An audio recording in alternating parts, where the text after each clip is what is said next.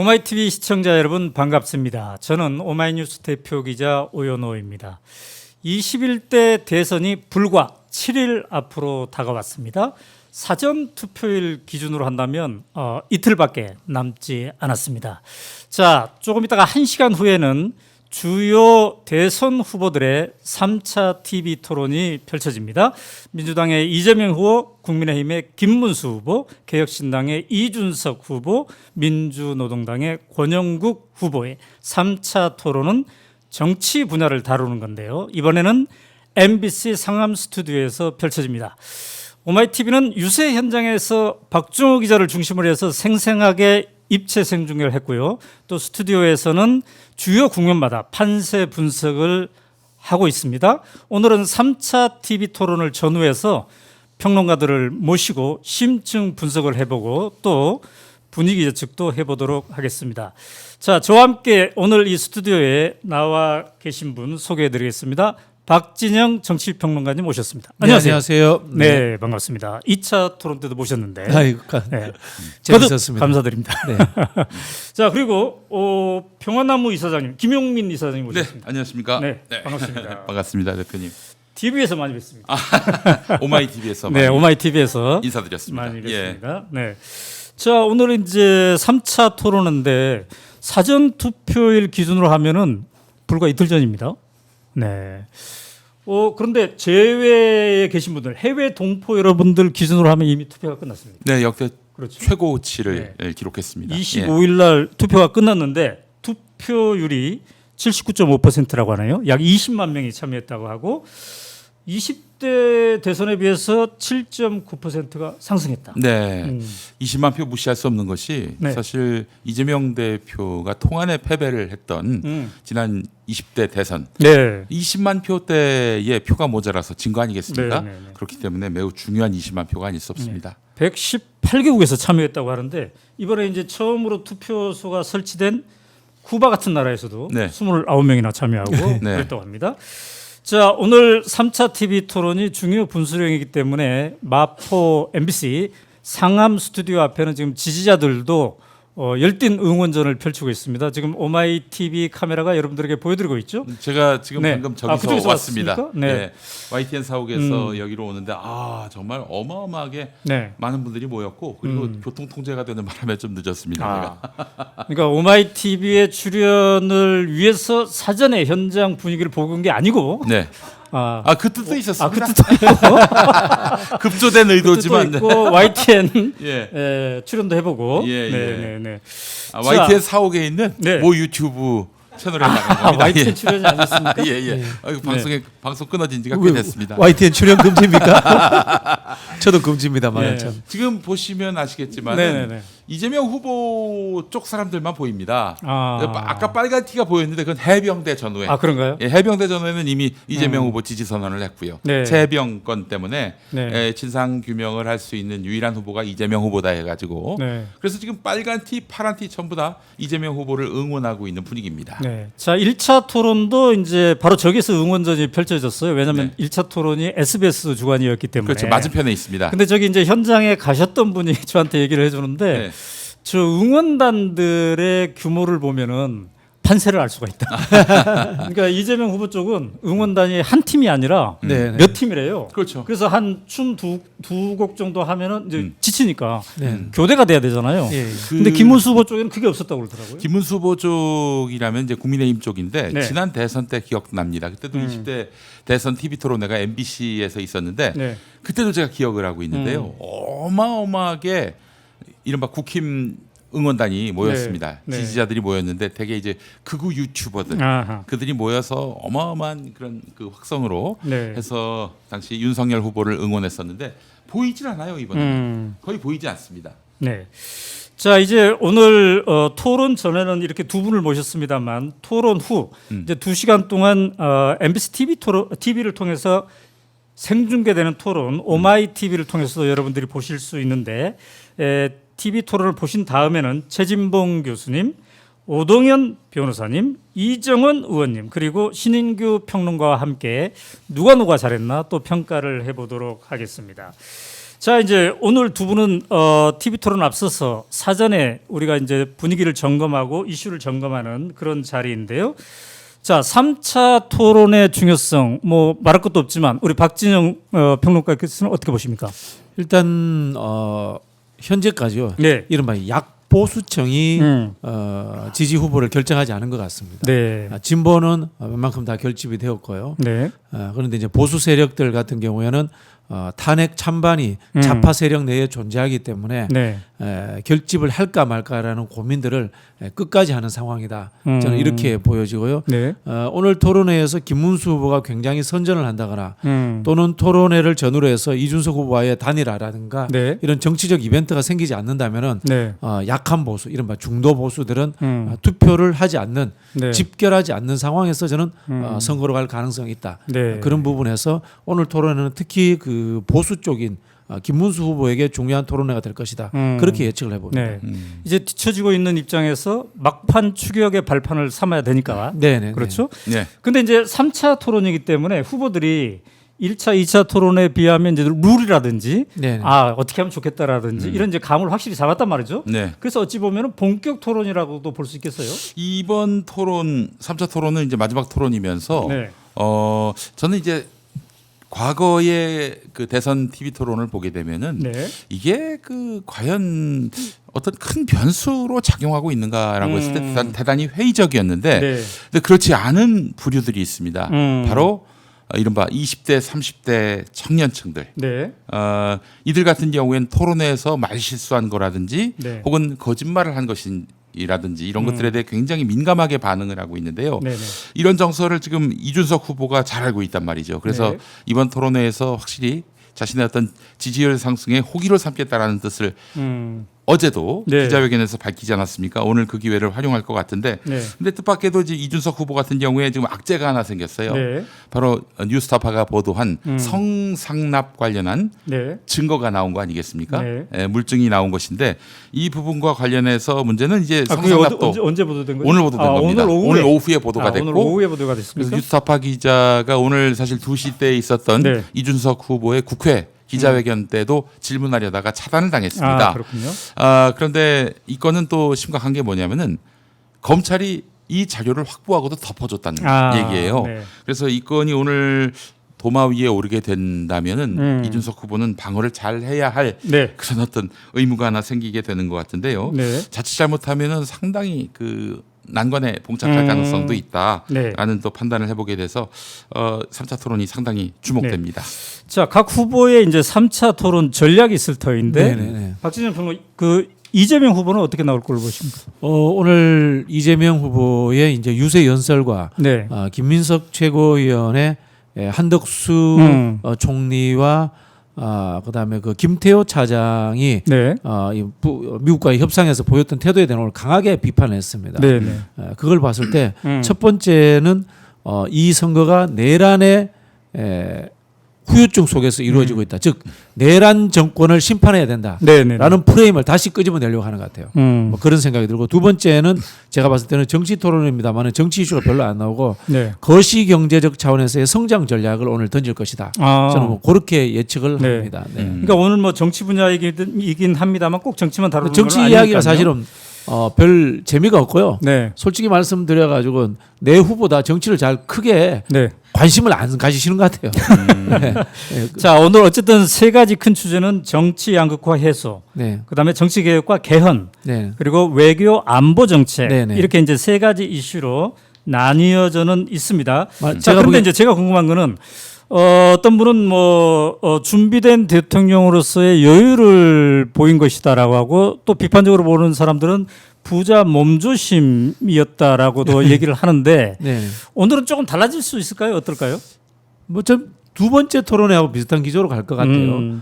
적절한 공세와 네네. 적절한 첫 번째 여유와. 토론회는 사실 네. 대단히 잘했다라고 보기는 어렵거든요. 네네. 아마 룰이 너무 복잡하기도 하고 네. 아마 놀랐을 겁니다. 음. 이렇게 싸가지 없고 천박하게 하는 토론회도 있는가? 네. 라고 아마 이준석 후보에게 놀랐을 겁니다. 거기에 네. 대해서 준비를 못했던 것 같아요. 근데 두 번째 토론회부터는 이준석 후보를 좀 제압하는 모습을 보였습니다. 네. 그런 부분에서 저는 두 번째 토론회하고 비슷하게 네. 이준석 후보가 던지는 상대방에 대한 조롱, 그리고 악의적 라벨링 네. 이런 것들에 대해서 철저히 차단하는 그런 전략을 쓰지 않을까라는 생각이 들고요. 네.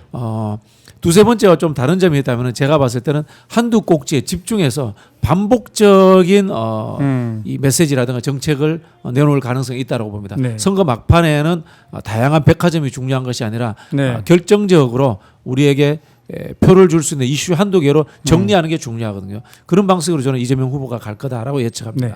자, 김용민 이사장님은 그동안의 이재명 후보의 토론을 어떻게 평가하고 또 이번 3차에는 어떤 변화가 있을 걸로 예측하십니까?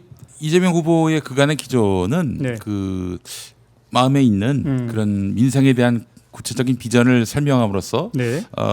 보수까지도 호감을 얻을 수 있는 그런 메시지를 내놓겠다라고 했는데 지금 그 분위기를 흐리고 있는 주역들이 바로 이제 김문수, 네. 이준석 네. 이 두 이제 추격 후보들 아니겠습니까? 네.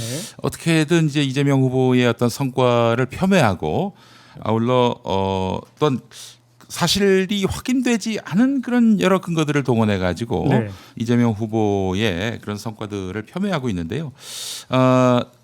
그런 어떤 방어적 태세를 잘 갖추지 못한 채 1차 토론에 나왔다가 네. 좀 뭔가 말린 거 아니냐라는 이제 비난을 들었는데 2차 때는 잘 방어를 한 것 같아요. 네. 오늘 같은 경우에는 지금 지지율이 추격당하는 상황 아니겠습니까? 네. 이런 상황에서 내란 수습은 이재명 당선이다. 네. 예, 이런 점을 좀 강조할 것 같습니다. 오늘 그렇지 않아도 한덕수 네. 총리와 최상목 부총리에 대한 출국 금지 조치가 내려졌고 네. CCTV를 통해서 그들이 내란 공범임이 이제 드러나고 있단 말이죠. 네. 자, 그런데 만약에 김문수가 당선이 된다면은 네. 그러면은 내란 수습은커녕 더 이 나라는 더 후퇴하는 네.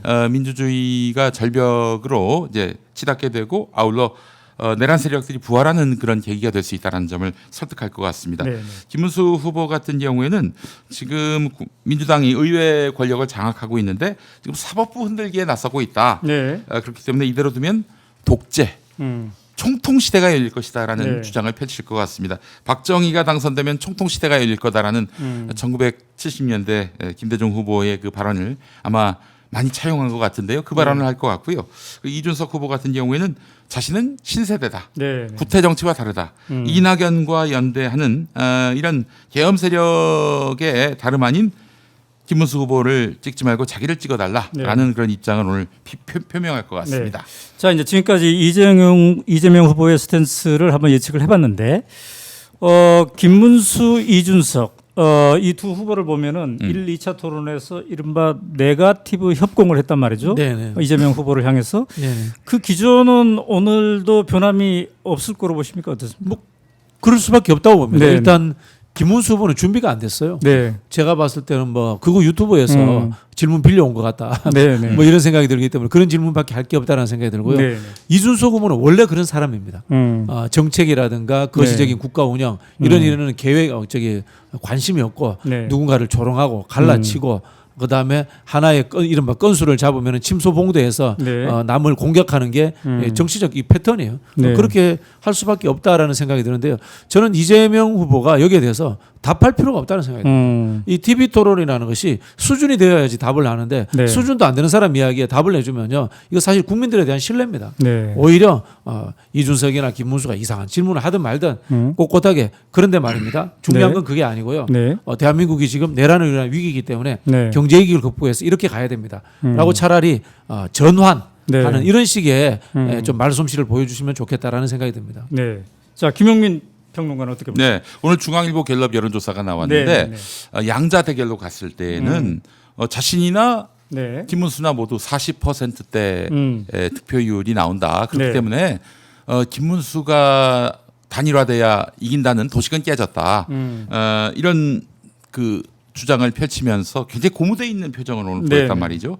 아까 국회에서 했던 기자회견을 보니까 오늘 토론을 보라 이렇게 얘기했단 말이죠. 아마 강도 높게 이재명 후보를 압박하면서 본인이 보수의 단일 후보가 돼도 네. 전혀 손색이 없다라는 점을 입증하기 위해 아마 길을 쓸 것 같습니다. 네, 네.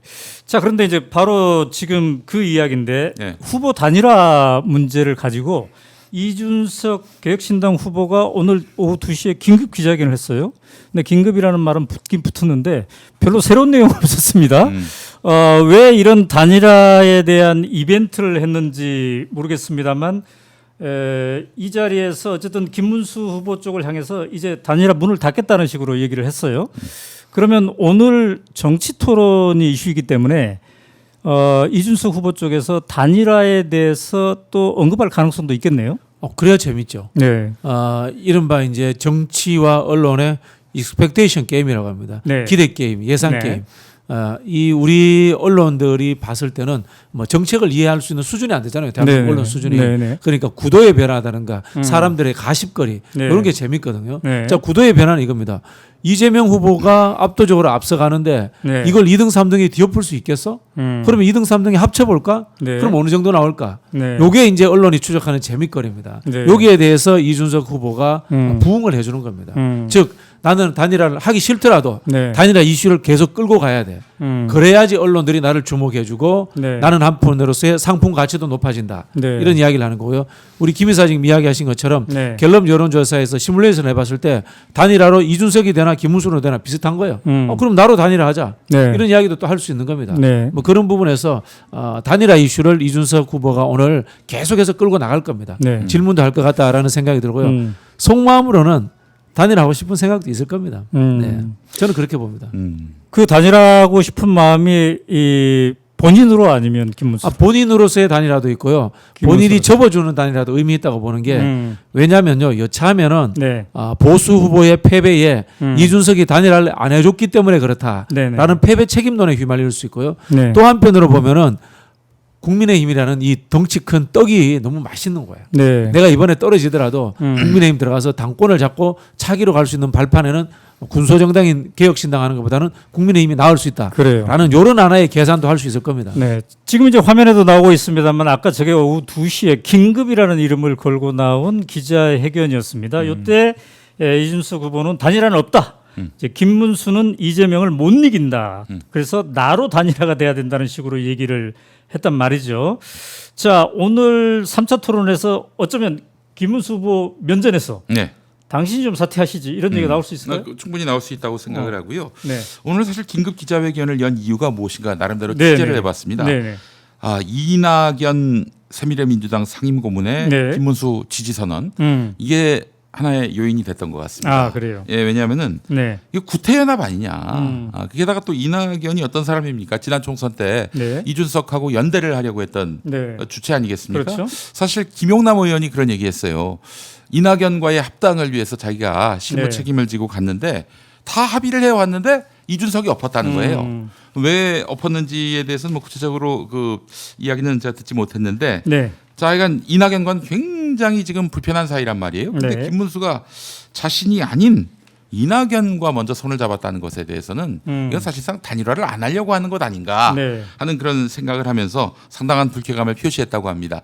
이런 와중에 지금 국민의힘은 완전히 그 분열 상태에 빠졌는데 오늘 아침에 조경태 의원 등 네. 친한파 의원들이 아니 윤상현을 네. 선대위원장으로 갖다 앉혀? 음. 그 계엄의 상징이고 윤석열 친윤석열의 상징이다시피 하는 윤상현을 그 선대위원장 시킨다는 것은 그는 우리 보고 선거운동 하지 말라는 얘기다. 지금 저 조경태 의원의 페이스북이 나오고 있군요. 네. 그래서 즉각 철회하라. 철회하지 않으면은 나는 이 시간부로 선거운동을 중단한다 이랬고요. 네. 여기에 뜻을 같이 하는 의원들이 꽤 여럿 됐습니다.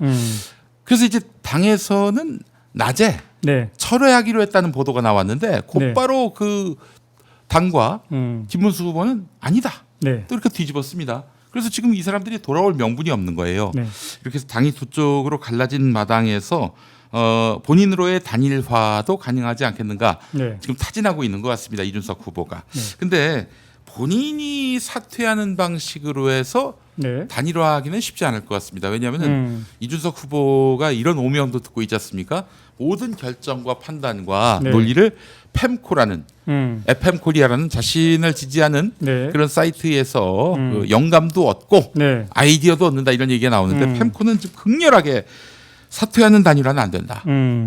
아니 이준석이 아닌 단일화는 안 된다. 네. 이런 입장을 밝히고 있기 때문에 이 지지층을 배반하는 행동을 이준석 후보는 할 수 없다고 봅니다. 사실 지난 총선 때도 네. 한번 그렇게 그 정의당 출신의 류호정 의원이 그 합당하는 그 상황이었잖아요. 그때도 어마어마한 그 펜코에서의 반대와 반발에 직면하니까 네. 사실상 꼬리를 내렸습니다. 네. 그렇기 때문에 이준석 후보로서는 지금 뭐 사퇴라든지 그리고 김문수로의 단일화 이거를 결정하기에는 운신의 폭이 좁다 이렇게 볼 수 있을 것 같습니다.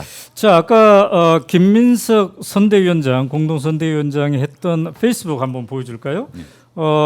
이준석 후보의 기자회견이 예견되었던 시점입니다. 긴급이라는 걸 달고 예견하니까 긴급한 걸 보니 저리하고 나서 내일 이준석 사퇴 김문수 지지 야합 가능성이 높아진 듯하다. 이렇게 이제 민주당의 무게감 있는 공동 선대위원장이 이렇게 얘기를 했는데, 근데 이거는 진짜로 저렇게 생각했을 수도 있고, 네, 사전 어쩌면 김백일 수도 사전에 있고. 김백일 수도 있고 예. 그럴 것 같은데 어느 쪽이 좀 높을 것 같습니다. 두 가지 가능성이 다 있다고 봅니다. 아, 그래요.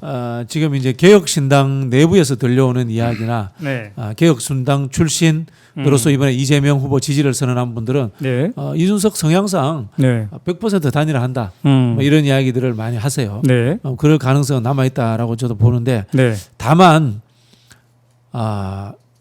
합당을 했을 때 네.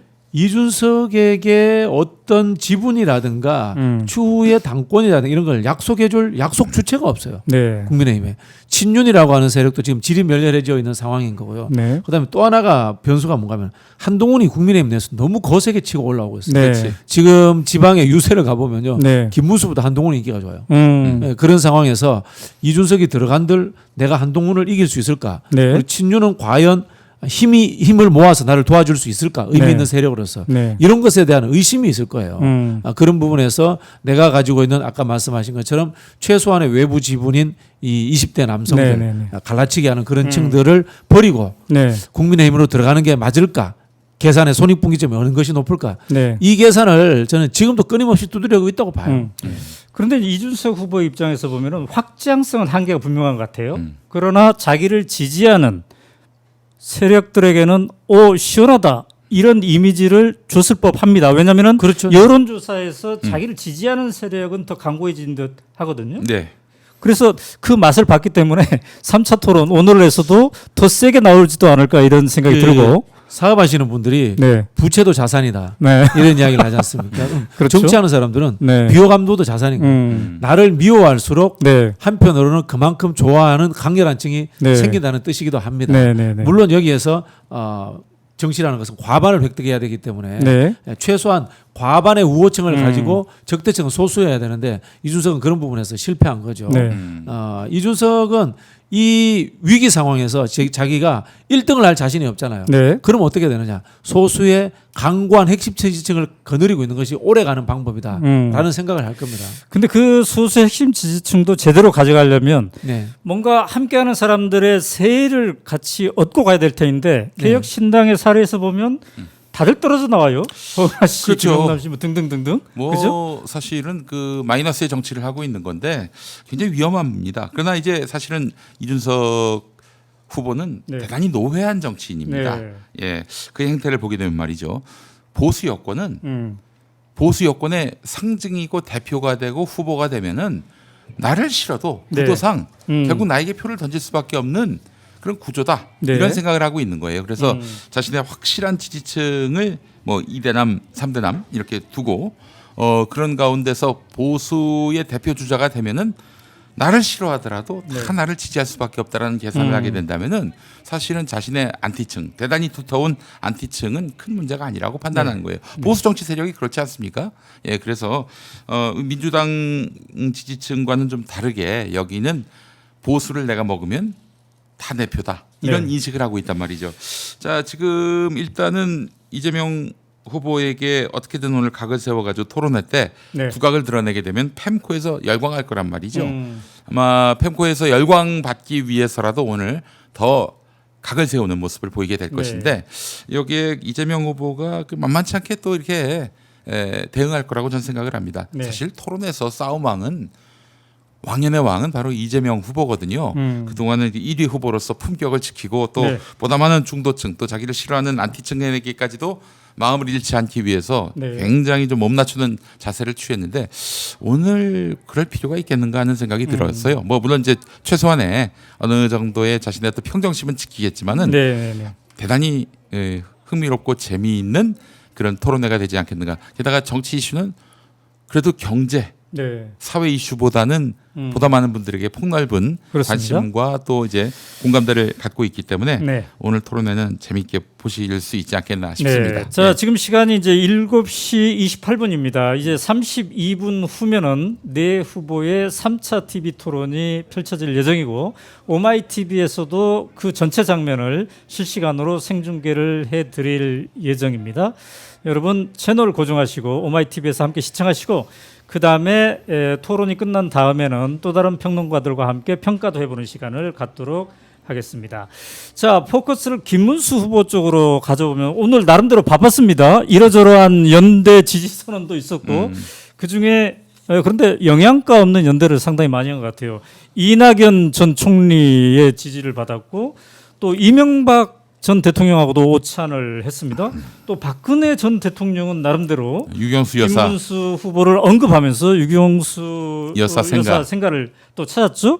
자, 나름대로 뭔가를 막 움직임을 펼쳤는데 어떻게 평가하십니까? 뭐 일단은 이준석 포입니다 이게 다. 아, 네, 그 반 이재명 빅텐트 아닙니까? 그러니까 거기에서 이준석을 제외하고는 다 모았다. 네, 라는 하나의 이미지를 만들기 위한 것이고요. 네, 저희는 이제 반대 쪽에 있으니까 음. 아이고 저런 사람들 모아봐야 무슨 표가 돼 네, 이렇게 생각을 하는데 표 됩니다. 음. 표 됩니다.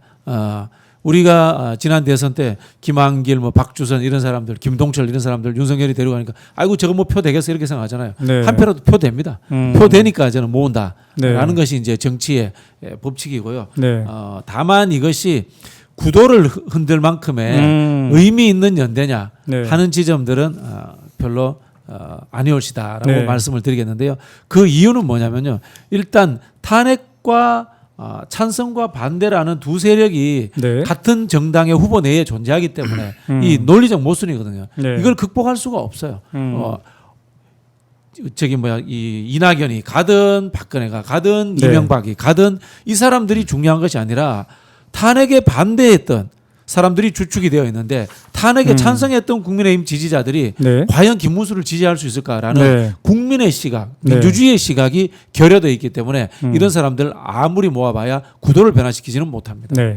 자, 그런데 이제 또 뭐 깜짝 놀랄 만한 충격적인 게 이낙연 전 총리의 발언인데 이재명 후보를 향해서 괴물 독재 가능성이 있다라고 하면서 김문수의 품으로 갔단 말이죠. 문재인 정부에서 국무총리를 했던 분 아니겠습니까? 그래서 이제 여러 사람들이 여기에 대해서 비판의 말을 쏟아냈는데 김대중 재단에서는 고문직을 박탈했고요. 사이제에서도 마찬가지죠. 네, 그렇습니다. 친문 그룹들 행정부에 참여했던 분들이 만든 모임이 이제 사이제이지 않습니까? 네, 네, 여기서 네. 제명을 당했습니다. 지난 총선 때 함께 당을 만들었던 김종민 의원도 네. 비난하고 나섰습니다. 네, 예. 네, 네. 자, 김경수 의원도 마찬가지고 또 윤건영 의원도 윤건영 의원도 마찬가지. 윤건영 의원이 올린 페이스북 한번 우리가 같이 보면 좋을 텐데. 윤건영 의원은 이게 혹시 문재인 전 대통령과 연관된 게 아닌가라고 혹시나 지지자들이 생각할까 봐서 그 점을 강조한 것 같아요. 당연히 평산에 계신 문재인 전 대통령의 그 어떤 상의도 한 적이 없습니다. 오히려 문 전 대통령은 최근 행보에 대해 깊은 우려를 표했습니다라고 얘기했죠. 네. 이에 대해서 네. 전병헌 대표의 새미래민주당이 네, 바로 반박했습니다. 굉장히 네, 뭐라고 아팠나 봐요. 다른 거에 대해서는 반박 안 하는데 네. 윤건영 의원에 대해서는 네. 비난하고 나섰습니다. 윤건영 의원이 문재인 대통령의 뜻을 빌미로 이낙연 총리와 새미래민주당을 비난하는 것이 진심인지 아니면 이재명 후보에 대한 아부와 아첨의 기회로 이용하는 것인지 모르겠다. 네, 이렇게 네. 말을 하고 있습니다. 예. 자, 그런데 이제 그 이낙연 전 총리가 지지 선언한 그 김문수는 2017년에 이런 발언을 했어요. 문재인은 빨갱이다. 문재인은 총살. 김정은의 기쁨조다. 그리고 네. 2019년에는 문재인이 이건 당장 총살감이다. 이런 얘기까지 했단 말이죠. 이제 김문수 그렇게 거친 발언을 쏟아낸 네. 그리고 자기를 임명한 사람이 문재인 대통령인데 이 국무총리였던 이낙연의 이 선택은 정말 정말로 이해할 수가 없는 그런 선택 같아요. 그를 아는 분들이 한결같이 하는 얘기가 뭐냐면은 네. 그분이 고향이 호남일 뿐 나머지 모든 뭐 네. 멘탈리티까지 다 네. 국민의힘에 가도 음. 뭐 전혀 어색하지 않을 사람이다라는 평가가 있었죠. 네. 철저한 기득권 엘리트주의. 네. 그래서 어떻게 저분이 그 민주당에서 정치를 할 수 있는가. 그리고 또 문재인 정부의 첫 총리로 발탁됐을 때도 네, 네. 많은 분들이 의아해했고 또 우스갯소리인 것도 같은데 일단 전남 지사를 하던 중 아니었습니까? 네. 사퇴를 하고 총리가 됐는데 전남 도청에서 만세 소리가 울려 퍼졌다고 합니다. 그건 확인 취재된 건 아니죠. 아 이제 많이 들은 풍문입니다. 예. 아, 듣지 않았어요? 제가 만세 불렀습니다. 예. 자, 제가 그런데 네. 오늘 그 이낙연 전 총리의 표현 중에 이재명 대통령이 되면 괴물 독재가 될 거다라는 얘기를 했는데 아마 제 예감으로는 오늘 TV 토론에서 김문수 후보가 나는 그대로 쓸 거예요. 이걸 그대로 쓸 듯해요. 네, 그대로 쓸 것 같아요. 자, 어떨 것 같습니까? 이제 이낙연 후보가 이제 메시지를 잘 내는 사람이잖아요. 네. 그래서 들어가면서 바로 김문수한테 선물 하나 준 거죠. 음. 괴물 독재 국가라는 이야기를 네. 당신이 써주세요라고 이제 선물을 주셨다 이렇게 해석이 되는 것 같고요. 말씀하시는 것처럼 그냥 대구에서 태어났으면 국민의힘 했을 거예요. 야. 원래 그런 분이에요. 네네. 그러면 왜 김대중 대통령 이 사람을 중용을 했느냐? 그 당시에 우리 김대중 대통령과 민주당은 소수파였고 네. 어쩔 수 없이 이제 민주화 운동 세력과 호남 엘리트들을 데리고 정치를 할 수밖에 없는 상황이었어요. 네네네. 그런 부분에서 등용할 수밖에 없는 현실도 있었다라는 말씀을 드리지만 문재인 정부에서 총리시킨 건 굉장히 잘못한 인사다라고 네. 저는 뭐 단적으로 말씀드리고 싶고요. 네. 일단 철학이 없는 사람입니다. 뭐 음. 이분에게 누가 뭐 보수적이다 이런 평가하는데 보수도 아니에요. 네. 그냥 출세하고 싶은 사람이에요. 네. 그런 사람이다라는 말씀을 드리고 싶고 그 출세가 이재명으로 인해서 한번 좌절되었기 때문에 네. 거기에 대한 적대감과 증오심 이걸 해결을 못하는 거죠. 네. 서울대 법대 나왔잖아요. 네. 이것을 뛰어넘지 못하는 겁니다. 아니 경쟁에서 졌다고 그렇게 적대감을 가질 필요까지 있는가? 네. 평범한 사람들은 그렇게 생각할 겁니다. 근데 내가 누군데? 네. 서울 법대 출신입니다. 이분이 저 나중에 네. 정치를 했고 동아일보에서 정치부 기자를 거의 초년병 때부터 달았거든요. 네. 그래서 뭐 법학자나 혹은 뭐 법률가의 길을 걷진 않았지만은 그래도 국내 최고 학부라고 하는 서울 법대에 들어간 사람인데 내가 나 출신이 미천한 네. 이재명보다도 못한다? 경쟁에서 뒤진다? 이게 스스로 용납이 되지 않았던 네. 거예요. 그래서 어떻게 하면은 이재명을 이길 수 있을까, 누를 수 있을까? 근데 현실적으로 자기 지지율은 바닥으로 치달았고요. 네. 그리고 다시 재기하기에는 지난 총선 때 내상이 네. 너무나 컸어요. 민영배 후보한테 졌는데 15%가 안 되게 졌잖아요. 네. 선거비를 전액 보전받지 못하는 그런 수모를 겪었는데 안 되겠다. 그렇다면은 내가 대통령이 될 수는 없어도 이재명을 대통령 못 되게 할 수 있는 최선의 방법은 무엇인지 네. 골몰하다가 김문수 품에 안긴 거라고 네. 봐야 할 것입니다. 근데 오늘 김문수 후보가 설사 괴물 독재 발언을 꺼낸다 하더라도 정말 윤석열이라는 괴물 독재와 손을 잡은 사람이 김문수 후보인데 그렇죠. 그다지 뭐 설득력은 없을 것 같아요. 뭐 저기 이야기하시면 이재명 후보가 반사 이렇게 예, 하시면 됩니다. 그러니까 반사하기 윤석열에게 굉장히 반사. 쉬운 네, 그런 네, 건데 네. 이제 동시에 이제 연결선상에 있는 게 정광훈 목사와의 연관성이지 네, 않겠습니까? 네, 네. 이 김문수 토론에서 후보. 예. 뭐 눈물 흘린 적 없다고 그러는데 눈물 흘렸더라고요. 보니까. 아유, 그럼요. 2번이나 흘렸어요. 네. 그거는 저 증거로 영상으로 남아 있기 때문에 네. 그거는 바로 선거법 위반으로 당선 목적의 김문수 허위 사실 TV에도 공표로. 올라와 있다고. 그럼요. 그걸로 네. 캡처하면 바로 나오는 거고 이미 보도 영상으로도 잘 지금 보존되고 있습니다. 이런 거짓말, 뻔한 거짓말을 늘어놓고 있는 이런 김문수를 보면서 아 이분이 이제 진짜 네. 알면서도 거짓말을 했다면 사악한 거고 네. 기억이 안 나서 그런 말을 했다면 아 이분이 대통령 직무를 수행할 그래요. 수 있을까 의문을 갖게 합니다. 근데 오늘 또 나올지도 모르겠습니다만 이재명 후보가 정광훈 목사 같은 사람하고 좀 멀어져라라고 했더니 네. 확답을 안 해요. 네. 확답을 안 하는 가운데 어제 오늘 뭐 이 충격적인 뉴스가 올라왔습니다. 정광훈 교회에서 벌어진 거. 네, 예. 우리 기사 한번 좀 띄워보겠습니까? 네. 자, 저 장면이 어떻게 지금 2025년에 가능할까요? 대한민국에서.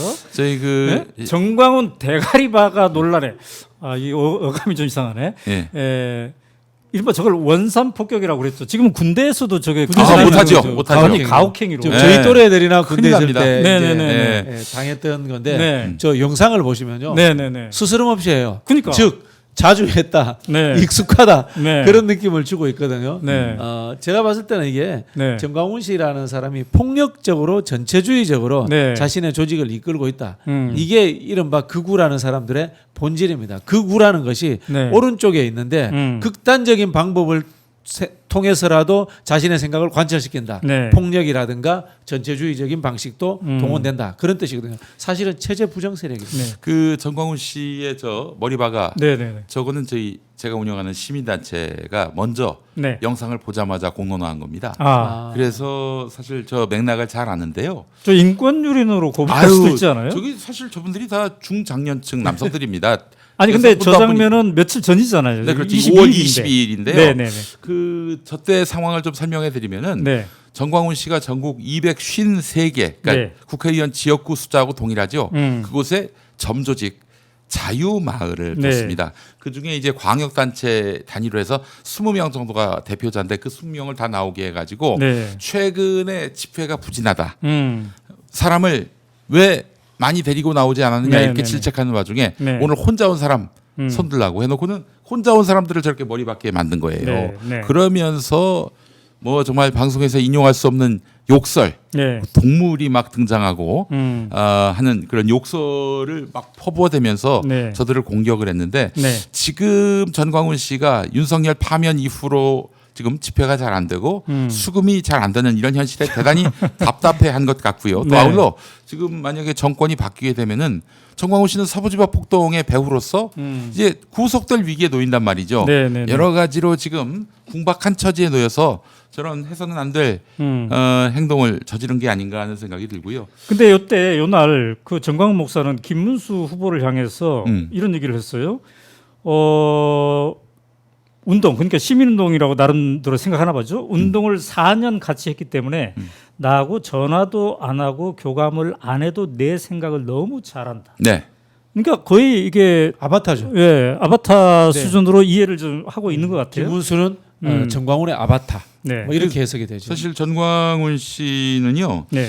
2014년 서울시장 선거 낙선 이후로 김문수 후보가 네. 거의 낭인이나 다름없었습니다. 네. 그런 그 김문수 후보를 그 말하자면은 자기 수하로 두고 네. 집회마다 다니면서 함께 단상에 올라가지고 네. 연설을 했었어요. 네. 김문수 후보를 데리고 다니면서 음. 정광훈 씨가 그러니까 그 정광훈 씨 시선에서는 네. 나의 수하다. 네. 나의 부하다, 네. 나의 추종자다 이런 인식을 갖고 있는 상황에서 갑자기 국민의힘 대선 후보가 됐잖아요. 네. 그래서 사실은 그 김문수하고는 영혼의 단짝으로서 네. 결국 집권을 만약에 하게 된다면 자신의 말에 대해서 따르고 또한 그 추종할 거라고 기대를 하고 있고요. 네, 실제로 윤석열 정권 때도 내 말을 들어라. 광장에서 이 아스팔트 보수를 만들어 가지고 네. 당신 당선에 기여한 사람이 난데 네. 왜 나를 무시하느냐 이런 이야기를 수차례 했었어요. 네. 근데 윤석열이 아니라 김문수가 대통령이 된다면은 뭐 전광훈이 섭정한다고 해도 네, 이거는 네. 조금 더 어색할 게 없어요. 자, 그런데 말이죠. 저렇게 황당한 행위를 했으면서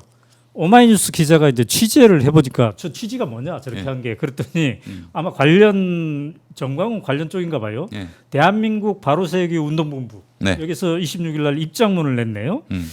현장 분위기는 결석과 활기를 북돋우기 위한 유쾌한 연출이었다. 폭력적이고 공포를 조장하는 분위기와는 전혀 무관했다. 아니에요. 저 영상 라고 보면 얘기를 아직도 남아 있는데요. 네. 절대로 그 말을 할 수가 없습니다. 예. 거짓말이에요. 거짓말. 우리가 이걸 지금 이렇게 얘기하는 이유는 왜 이런 세력하고 김문수 후보는 명확하게 절연을 하지 못할까요? 예, 일단 저기 앞으로 보수 집회 할 때는 전부 다 대가리 박아 자세로 하시기 바랍니다. 네. 네. 이게요. 네. 김문수가 이제 뿌리가 네. 극우적 사고로 옮겨간 측면도 있고 음. 또 한편으로는 국민의힘이 12월 3일 내란이 일어났을 때 네. 그 다음 날 바로 윤석열과 단절을 했어야 됐어요. 근데 그 단절을 못 한 거예요. 네. 그러다 보니까 윤석열이 아스팔트 세력과 손잡으면서 자신을 맹동 세력의 네. 메시아처럼 만들어 버린 거예요. 네. 근데 이게 윤석열을 그때 단절했더라면 윤석열이 자기가 가지는 지지도가 1% 2%도 채 안 됐을 건데 그대로 두다 보니까 활동 영역을 만들어준 거예요. 네네네. 근데 이 활동 영역이라는 것이 윤석열이 반 이재명을 해요 또. 그러면서 반 이재명 세력 일부를 모아버린 거예요. 네. 실제로 국민의힘이 한 절반 정도의 지분을 갖고 있는 상황이 네네네. 되어버린 겁니다. 그래서 지금 상황에서 김문수는 윤석열이라든가 윤석열과 비슷한 생각을 가진 정광훈을 잘라내지 못하는 거예요. 네. 세력이 커져버린 거예요. 12월 3일 날 잘라내지 못해서 그런 거예요. 네. 그러다 보니까 왼쪽으로 가면 오른쪽이 비고 오른쪽이 가면 왼쪽이 비는 이런 네. 아무것도 네. 결정하지 못하는 상황에 놓여버린 거예요. 네. 그러니까 윤상현도 다시 데리고 오고 하는 거죠. 지금 윤상현 얘기를 했는데 왜 네. 갑자기 윤상현을 어젯밤에 그 공동선대위원장에 올리는 걸까요? 아무래도 아니 친한계 반발이 뻔한데 왜 그런? 제가 듣기에는 네네. 윤상현 쪽에서 요청을 했다라고 저는 들었고요. 일설에 들리는 이야기 중에 하나가 네. 권성동 원내대표가 곧 사퇴할 수 있다. 대선 전에. 네. 즉 이제 친윤들의 공세라든가 네네. 이준석과의 단일화에 네네. 걸림돌이 되지 않도록 네. 친윤은 빠진다라고 하면서 빠질 수 있다는 겁니다. 네네. 그럼 선거 책임은 누가 되지 않느냐? 김문수와 그다음에 지금 친한들이 캠프로 다 들어오고 있어요. 네네네. 엉뚱한 사람들이 책임을 져야 됩니다. 네. 그럼 그 이후에 당권 경쟁에 들어갔을 때 친윤들은 빠졌다가 다시 나올 수 있는 거예요. 네. 그때 이른바 자기들 내부의 생각으로 아스팔트에 표를 모을 수 있는 네. 스타 정치인이 윤상현이다. 아. 뭐 이런 스토리를 이야기하시는 분들도 있더라고요. 자, 그런데 그러면 김문수 후보 입장에서 본다면 이도 저도 못하고 득점 포인트도 새롭게 못 얻고 네네. 반격도 제대로 못하고 있다면 오늘 3차 TV 토론이 김문수 후보의 최고의 전성기일 수도 있겠네요. 이게 마지막이죠. 정치인으로 큰 장에서는 마지막이 아닐까. 전 국민들 앞에서 네, 저는 마지막이 아닐까. 나란 사람이 있다라고 네, 한 예, 오늘이 그렇죠. 마지막이겠네요. 네, 마지막이 될 네. 가능성이 많죠. 사실 지난 12.3 비상기험 직후에 네. 제가 이제 용산 쪽으로부터 들은 정보는 네. 이제 윤석열이 이 아스팔트 보수들 그러니까 부정선거 세력과 손잡을 것이다라는 얘기가 네. 들렸고 그렇다면 전광훈이다라는 생각을 했었는데 아니나 다를까 네. 적중했습니다. 아. 사실 윤석열은요 당시에 네. 탄핵당할 걸 예견했고요. 어떻게든 막아보긴 하겠지만은 네. 탄핵될 것이 뭐 불가피한 수순이라고 판단하고 네. 그렇다면 어떻게 타개할 것인가 골몰했던 것 같습니다. 네네네. 그래서 생각했던 게 노무현 모델이에요. 노무현 대통령이 어떻게 탄핵에서 벗어났습니까? 온 국민의 응원과 네. 그리고 지지와 어떤 반탄핵 운동에 힘을 입어가지고 총선 승리했고 또 헌재로부터 이제 기각 당한 거 아니겠어요? 네네. 예. 그래서 노무현 모델로 해가지고 자신도 광장의 세력과 결합을 해가지고 뭔가를 네. 해야겠다. 네. 이런 판단이 들어서 이제 전광훈 쪽하고 손을 잡았는데 네. 그 뒤로 이제 국민의힘은 김종인 비대위원장이 만들어 놓았던 중도 정당 이미지를 완전히 벗어버리고 극우 정당이 돼버렸던 것이죠. 네. 그렇게 해서 탄생한 후보가 김문수예요. 네. 결국에 지금 이 체제는 윤석열 체제라고 봐야 될 것입니다. 네. 국민의힘 체제가요. 네. 그래서 지금은 윤석열과 윤석열의 대리인 김문수가 국민의힘을 장악한 그런 구조고 실제로 김문수가 이제 대선 후보가 됐을 때 선대위 보게 되면은 네. 윤석열 선대위하고 똑같아요. 음. 사람이 별로 달라지지 않았습니다. 네. 지금도 그래서 윤석열 중심으로 이 선대위가 꾸려졌기 때문에 네. 김문수는 지금 한마디로 얘기해서 얼굴 마담으로 이제 그 등판한 것이다라고 봐야 되는 것이고 네. 총선 대선이 이제 패배로 끝난다면은 그럼 김문수는 이제 결국에는 네. 쓰임새가 끝났기 때문에 네, 네, 퇴출될 일만 남은 것이죠. 그래서 계속해서 한동훈 대표가 전 대표가 얘기하는 것이 네. 친윤 윤석열의 잔재와 그림자를 지워야 한다 네. 이 입장이고요. 조경태 의원의 아까 그 그렇죠. 발언도 그 맥락으로 봐야 될 것입니다. 네. 예. 네. 자, 지금 시간이 이제 47분입니다. 7시 47분. 이제 13분 후면은 3차 TV 토론이 시작이 되겠습니다. 여러분도 오마이 TV 채널을 통해서 이 3차 TV 토론 전 과정을 함께 할 수가 있고 토론이 끝나면 누가 잘했나 평가도 오마이 TV 채널에서 같이 할 수가 있겠습니다. 국민의힘 사람들이 안 나오니까 네. 저 광장을 넓게 쓰네요.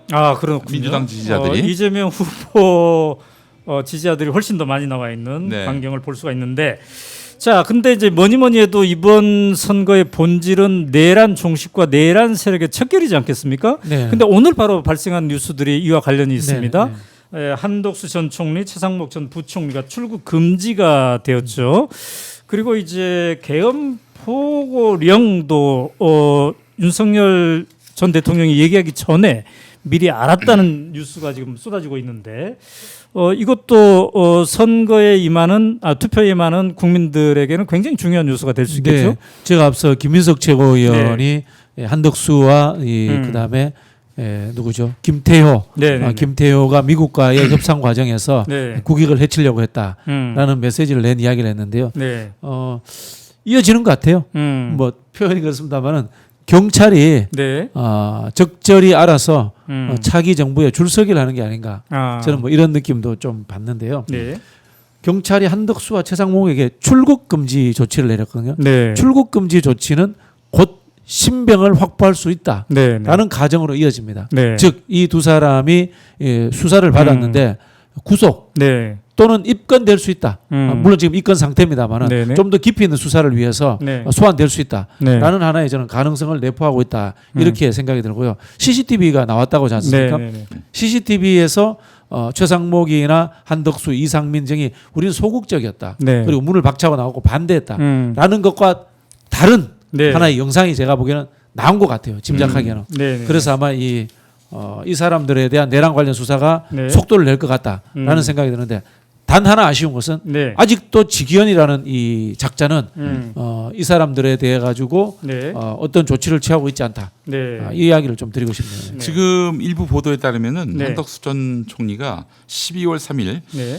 이 박한수 계엄사령관 명의로 포고령이 작성이 됐잖아요. 네. 뭐 이걸 노상원이가 만들었다 이런 설도 있습니다만은 이거를 사전에 확인했다는 거예요. 그러니까요. 사전에 확인했다면은 그동안 그 한덕수는 아무것도 몰랐다. 네. 자기는 반대만 했다. 이 이야기를 정면으로 뒤집는 그 물적 증거가 나온 거예요.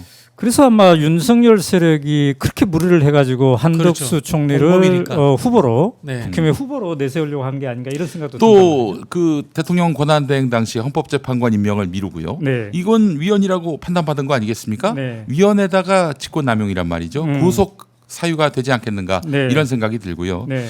이것뿐만 아니라 지금 또 나오는 얘기가 그 비화폰. 네. 네. 비화폰의 서버를 삭제했는데 네. 홍장원 전 국정원 차장이 밝혔던 네. 윤석열로부터 연락을 받아다 비화폰으로 네. 그 발언이 나온 이후에 삭제가 됐단 말이죠. 그렇다면 누가 지시했겠습니까? 이거는 대통령일 수밖에 없고 네. 대통령이라고 또 이렇게 증언할 수밖에 없는 그 밑에 있는 사람들이 네. 이런 구조란 말이죠. 그렇게 된다면 윤석열은 직권남용까지 되기 때문에 이것만으로도 직권남용에다가 증거인멸이기 때문에 구속 사유가 되지 않겠는가, 재구속 사유로서 충분하지 않겠는가 이런 네. 생각이 드는데 이 판사가 직위원이라서 네. 네. 그러니까 최근에 이제 우리가 일련의 흐름을 보면은 이 선거의 본질은 내란 세력을 척결하고 새로운 대통령을 뽑는 건데 그것을 이 구도를 흐트러뜨리려는 국민의힘과 이준석의 시도가 있었습니다만 이러한 뉴스들이 전면에 등장하면서 국민들이 맞아 정말 이 선거는 이게 본질이었지라고 그렇죠. 돌아올 수 있는 그런 네네. 계기가 되겠군요. 근데 아까 지적하셨듯이 검찰과 달리 경찰이 네. 앞서고 있군요. 네. 네. 사실 경찰은 또 숫자가 많잖아요. 네, 네, 네. 그리고 또 경찰은 검찰과 달라서 네. 나가서 변호사 개업을 하지 못합니다. 그리고 계급 정년이 있습니다. 네. 즉 윤석열에게 줄 섰던 네. 일부 고위직 경찰들을 제외하고는 네. 지금 이 정권에 줄 섰던 사람들이 네. 다 아웃될 수 있어요. 네. 그럼 어떻게 해야 되느냐? 이 상황들을 본인들 손으로 해결을 해야죠. 음. 그리고 어쨌든 간에 이 검찰 독재 정권에서 조직적으로는 경찰이 피해자거든요. 네. 그 자신들이 일부 극소수가 내란에 동조했지만 피해자 조직이라는 것을 네. 다시 한번 국민들에게 보여주기 위해서 네. 앞서가는 수사를 할 수밖에 없다. 네. 저는 그렇게 보여집니다. 이것만 보더라도 올 네. 대선 전망이 가능하지 않겠습니까? 경찰이 또 네. 검찰이 이쪽으로 줄 서는 걸 보면 말입니다. 줄 서는 걸 보이십니까? 줄 서는 거죠. 그렇잖아요. 어디 한덕수하고 최상목에 아니 그래서 대해서 아까 국민의힘 대변인 쪽에서 왜 정치에 개입하느냐 경찰이 이렇게 네, 나왔더라고요. 우리나라 이제 우리 보통 정보 이야기를 하잖아요. 많은 사람들은 뭐 국정원, 검찰이 대단한 정보를 갖고 있는 것 같은데 네. 대한민국 정보의 99%는 네. 경찰이 가지고 있습니다. 아. 경찰 정보를 가공하거나 네. 받아서 자기들이 좀 더 심화할 뿐이지 네. 민심이 흐르는 것은 경찰이 제일 많이 합니다. 아니, 늘 그 전에는 김용민 목사님은 뭐 용산에 있는 내 정보에 의하면 그 경찰입니까 검찰입니까 누구입니까? 그거는 제가 얘기할 수 없습니다. 근데 용산에 있는 CCTV 아니에요? 아니. 늘 저는 궁금했어. 국정원이 과거에는 국내 정치 개입할 때는 네. 국정원이 정보의 총하였죠. 그러나 이게 다 경찰로 넘어갔습니다. 그래요. 근데 이제 TV 토론이 중요한 거는 어쩌면 확고한 자기 지지층보다는 중도에 있는 네네네. 분들을 어떻게 끌어들이느냐의 건데 중앙일보 여론조사가 굉장히 재미있는 여론조사를 했습니다. 중앙일보가 KBS죠. KBS 거 봅시다. 청주 방송 총국이 한 건데 충청북도만 여론조사를 했어요.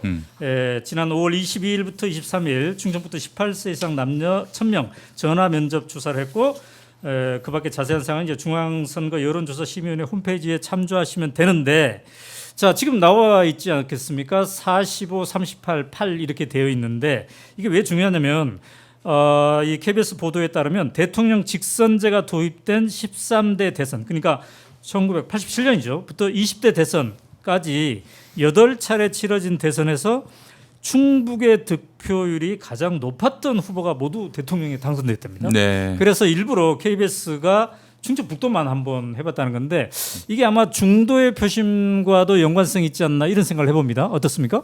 네. 지역적으로 네. 좀 그렇습니다만. 그렇죠. 충청권이 결과론적으로 네. 보면은 늘 이기는 후보를 선택해 왔다. 뭐 이렇게 이야기를 드리는데요. 그렇다고 해서 충청권의 선거 운동을 올인해 살 필요는 없습니다. 결과론일 뿐입니다. 네. 제가 늘 말씀드리지만은 네. 오히려 선거는 표의 유동성이 큰 곳에 가서 해야 됩니다. PK 네. 가서 해야 됩니다. 그래요. 그 말씀을 드리고 있어요. 이 통계를 하고 해보면 91% 나오거든요. 네. 나머지 9%는 무응답층입니다. 무응답층은 어떻게 되느냐? 투표 안 합니다. 네. 그러면 이 9%가 득표율에다가 분산되어서 흡수됩니다. 네. 그러면 제가 봤을 때 이재명은 한 48, 김문수는 40까지 갈 수 있습니다. 네, 네. 이준석은 제가 봤을 때 많이 받아와야 한 1%더 받거나 아니면 8%에 머물 네. 수 있습니다. 이게 자, 지금 오차 범위가 그 1,000명이니까 플러스 마이너스 3.1% 네, 네. 포인트인데 오차 범위 밖이에요. 네. 오차 범위 밖으로 이재명 후보가 앞서고 있는 양상이고 저 청주의 그 충북의 그 후보 지지도가 네. 전국과 크게 다르지 않는 형국인 것 같은데 네.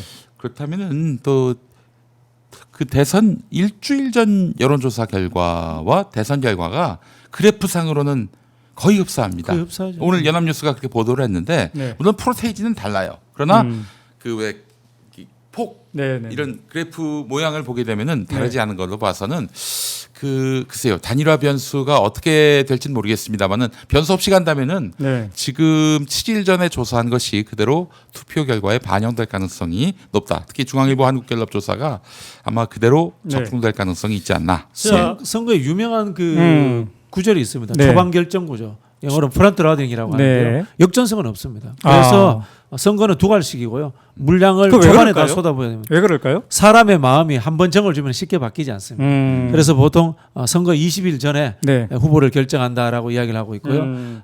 미국인들은 한 평균 한 60%, 네. 한국인들은 한 65% 정도 태어날 때부터 민주당이냐 국민의힘으로 네.